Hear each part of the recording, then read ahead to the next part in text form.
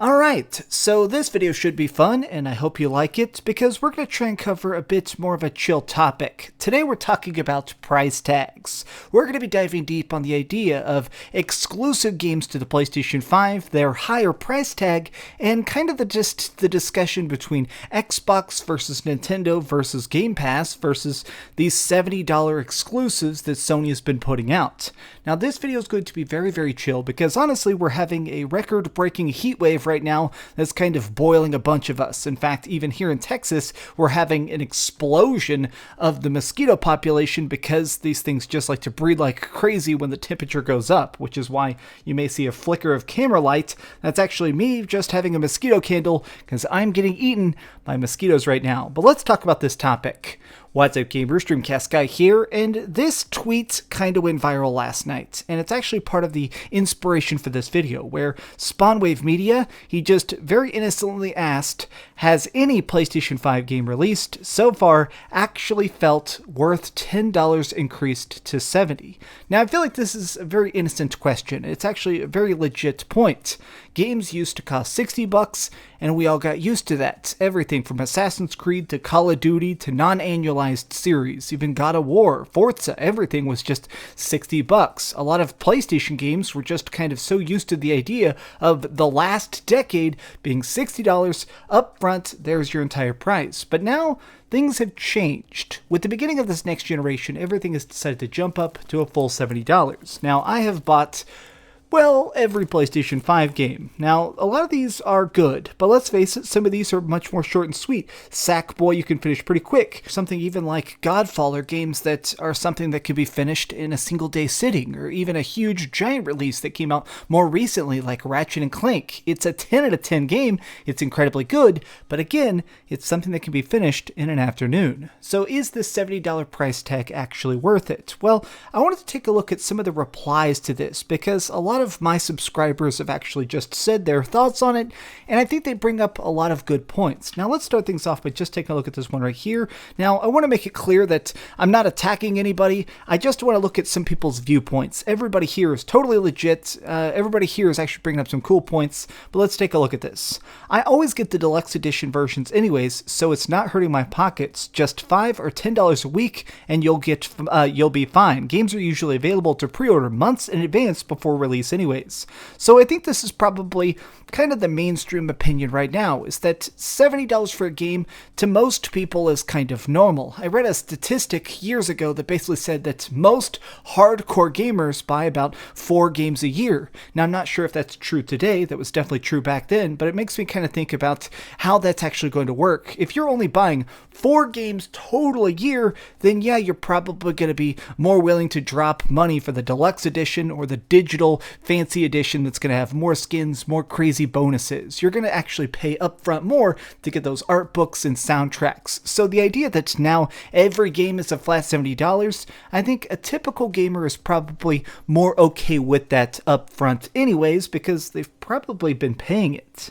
Now I wanted to take a look at this tweet that's definitely just a lot more aggressive. It's kind of an angry tweet, but I feel like it brings up some halfway good points, which is over here by Hard8. He says, isn't third-party games also $70 and on Xbox, so why not throw that into the question? Oh, that's right, you're looking for console war attention. So this is a pretty hardcore accusation, just trying to point fingers at SpawnWave and act like this is just some big malarkey, but I think that SpawnWave is being genuine. I think he is just curious about the idea of how games have gotten, 15% more expensive. They're not exactly going to be like 15% longer than the previous gen stuff. And so I think that these questions are definitely valid, but I think that the idea of the Xbox proposition, I think that the major reason that people are kind of questioning the idea of PlayStation 5 exclusives is mostly because, honestly, Game Pass, like if I had to just make some pure speculation as to why people are kind of getting extra upset, it's that $70 is a lot of money. Like straight up, I think that $70 is not just some random pennies you can find in the couch cushions, but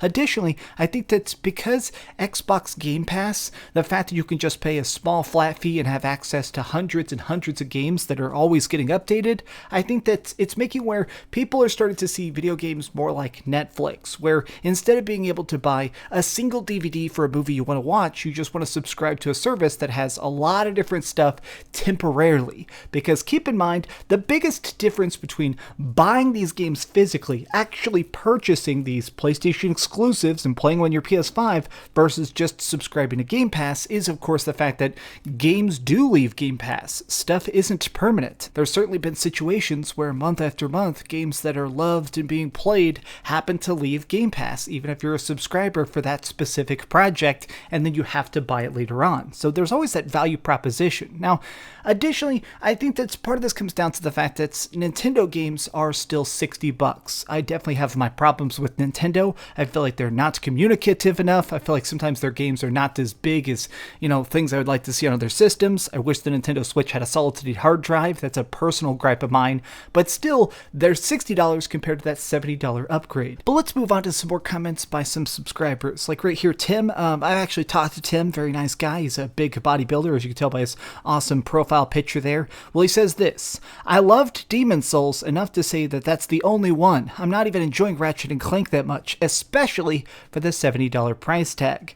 Now, this is what's interesting to me, is that I do think that playtime is such a big deal to gamers these days. Like, the idea of paying something a high price for a game, I think we want to get the most bang for our buck. If you're buying a game, you want it to be 100 hours long. If it's an RPG, you want stuff like Dragon Quest. I've recently been playing through Dragon Quest 11. That game is so enormous. It is so high quality. I'm super in love with it. And the fact that that game was $60, to me, that is an incredibly high tier, freaking amazing RPG that is definitely worth every single penny I spent on it. But sometimes I buy an RPG that's definitely not. There's definitely been times where I bought something hoping for the best, and it just completely sunk my expectations. I think that's the biggest part of this argument. That's the biggest part of this discussion, is that $70, I feel like it ups the expectations. It ups the amount that you're expecting from the product itself. Like right now, I think that there used to be these AA exclusives. There used to be more games that were like $40 or $30. Things like the first Hellblade game that was pretty dang cheap. It was pretty dang good. It was short, but it was incredibly high quality. It was such a top tier experience, and for half the price. It made sense that the game was shorter, even though it was so polished. You made sense of why it was a good $30 experience, whereas these mid-tier games just seem to be evaporating so quickly that, to be perfectly honest, it does kind of annoy me that games have gone up to $70, but we're kind of losing that $40 range. I think a major heart of this issue, and honestly what kind of makes it so frustrating at times, and what, brutally honest, is the reason that makes me the most upset, is the fact that as prices increase, as games actually just cost more upfront, there's more microtransactions, there's more semi-required DLC at times. My thought is that games are not always matching their price tags at this point. Things are getting more costly, but they're not getting better necessarily. Like, here's a great example of it, is RGT85,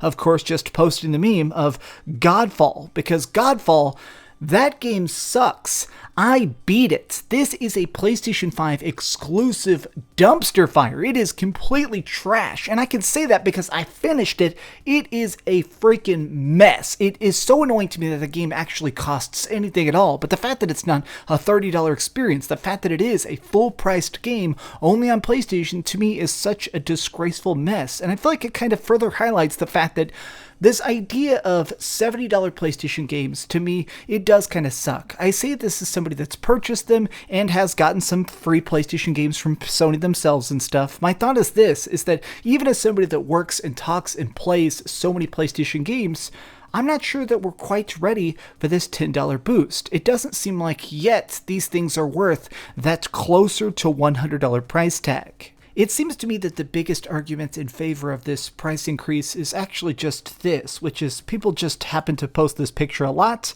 and as you can see, it is a bunch of Metacritic ratings. It's got Ratchet and Clank completely blown up the charts, things like Astrobot, we got right here, this is Sackboy, freaking Miles Morales, Demon's Souls, Returnal. Now the one PlayStation dud we definitely had was the PlayStation Plus game, what was it even called, Destruction All-Stars?